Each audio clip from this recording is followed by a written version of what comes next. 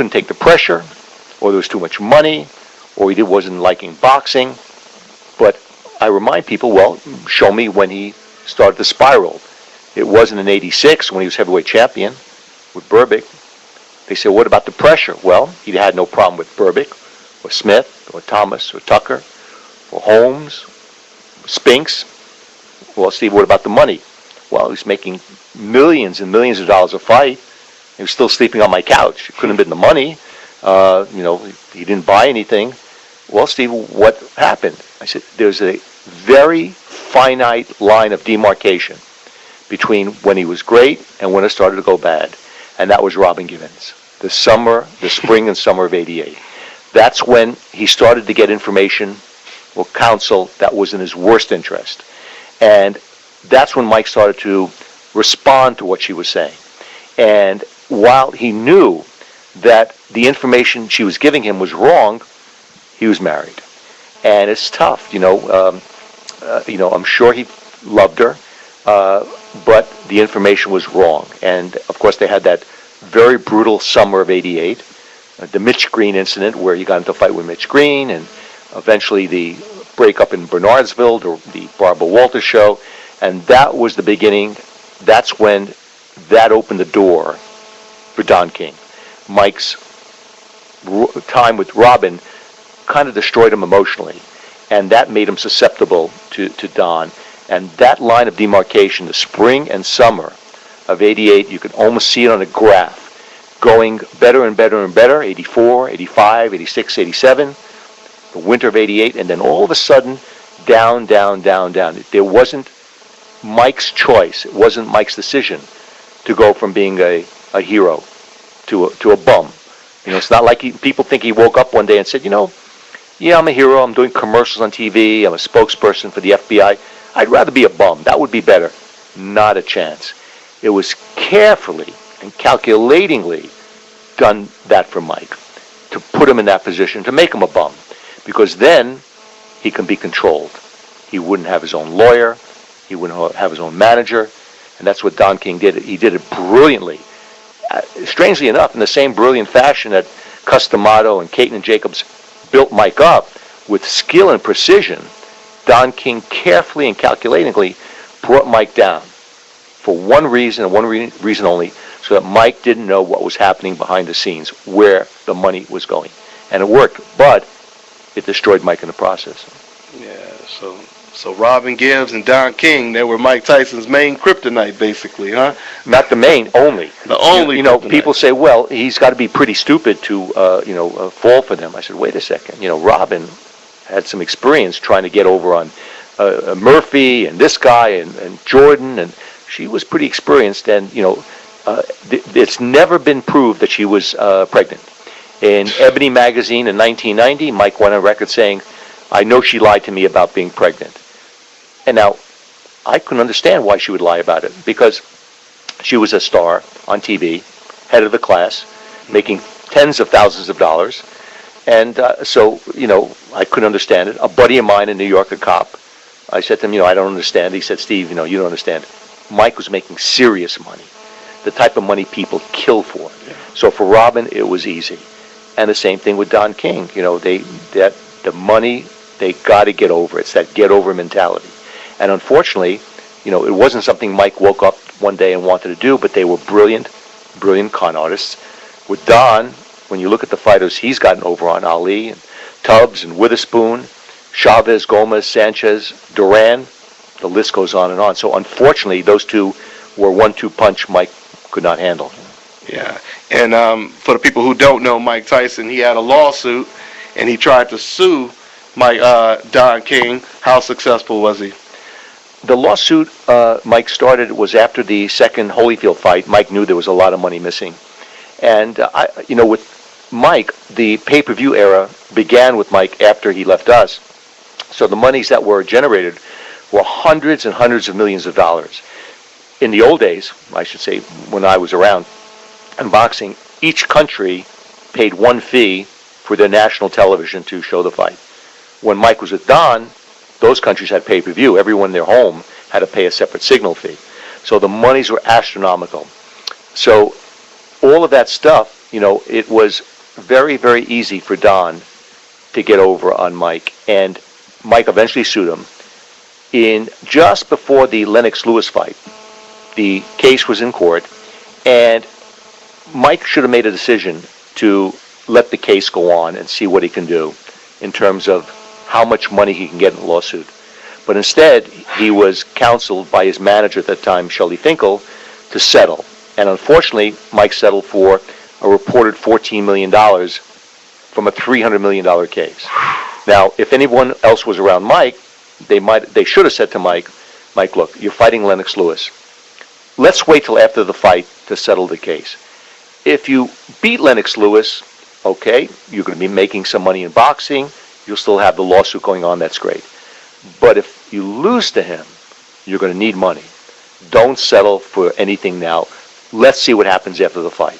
But that's not what happened. Shelley Finkel counseled him to settle for the same reason that Don King did. The less money Mike had in his pocket, the sooner he'd have to fight. And the sooner he'd have to fight, the more money either Don or Shelley would make. It's a brilliant ploy. Always keep your fighter wanting a little more. Always keep your fighter a little short in the purse so that he has to come back and make it up the next one. It's a brilliant ploy by not only King and Finkel, but others as well. But it worked. It worked on Mike. And that's exactly what Don King did with Muhammad Ali. He owed him like about 8 or 10 million and ended up getting him to settle when he was in the hospital bed right after, I think, the Larry Holmes fight, and had someone come there and basically offer him like 500,000 or a million or whatever it was, but it was chump change compared to what he owed. So, yeah, man, Don King has did a number on these fighters. Yeah, and the sad part is that the fighters, they're not white fighters. They're mostly black fighters. And fortunately now, the new breed, they're either going to Top Rank or main events or main events or Golden Boy, but not Don. He's losing those fighters, and they're going to get treated better.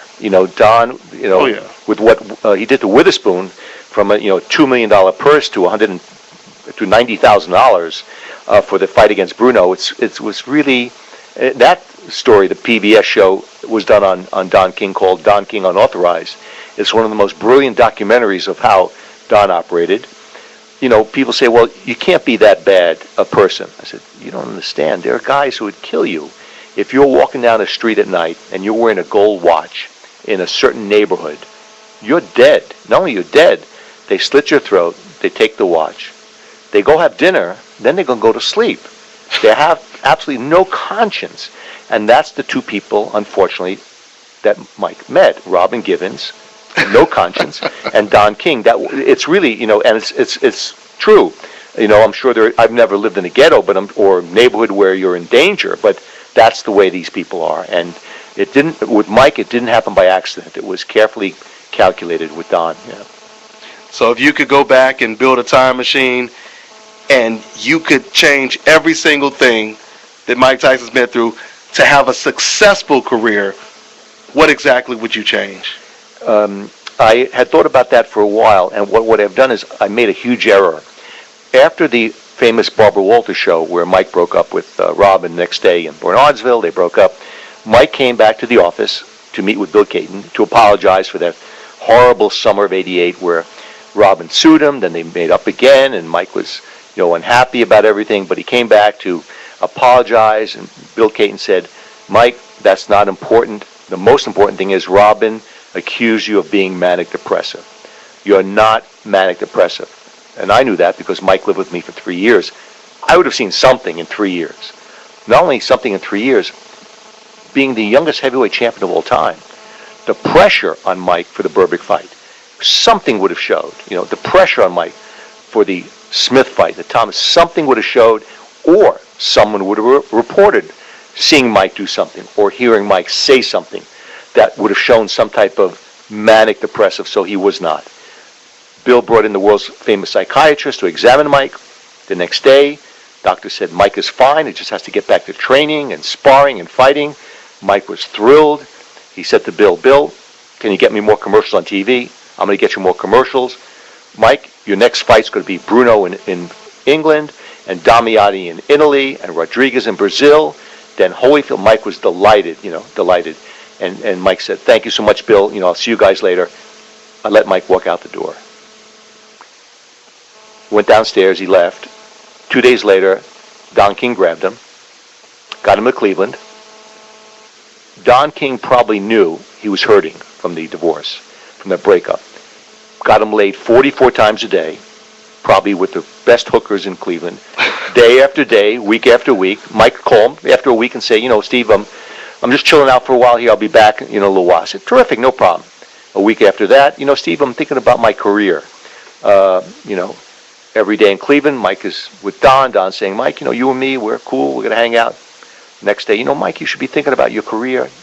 Mike, you should be thinking about your paperwork, your the licenses, the agreement. 3 weeks later, Mike calls and says, I want to see all my contracts. Okay, you got him. It was all over then. My mistake was when he was in the office, and he said, I'll see you guys later, I should have done something. I should have said, Mike, wait by the elevator downstairs for 1 minute. He said, sure, no problem. I walked back to Bill Caton and said, Bill, give me write a check, let's see, for $100,000. I said, what for? Mike is in pain right now. Steve, he looks fine. Bill, I'm telling you, he's in pain. If I don't help him get over Robin, we got a problem. Well, what do you want to do? I said, I want to take him down to Rio de Janeiro for a couple of weeks, get him laid 44 times a day, take his mind off Robin. He'll come back. He'll be fresh. He'll be Steve, Bill, I'm telling you, if we don't do that, we're going to lose him. That's what would have saved him. Then he would have come back 3 weeks later. Then Don would have grabbed him and said, Mike, you and me, Don, I'm fine, man. I'm getting laid all I want, man. I'm cool, man. He would have been over Robin. And that's the one thing I wish I'd done differently. I hear you. So let me ask you this, man. If you can answer this without being biased, right. Would you say that Mike Tyson is considered one of the greatest of all time, just a Hall of Famer? Where would you put him? Well, it's interesting. The definitions are interesting. There's greatness and there's best. So I think as history goes down, he may not be considered the greatest or one of the greatest. I'm sure that Ali and Lewis and Dempsey, probably Joe Frazier, but that's different than being the best. You take a guy out of the ring, maybe Joe Louis in 1939 or 40, and put him in the ring with Larry Holmes, or take Jack Dempsey out of the ring in 1920, and you put him in the ring with George Foreman. Then you can determine who the best is.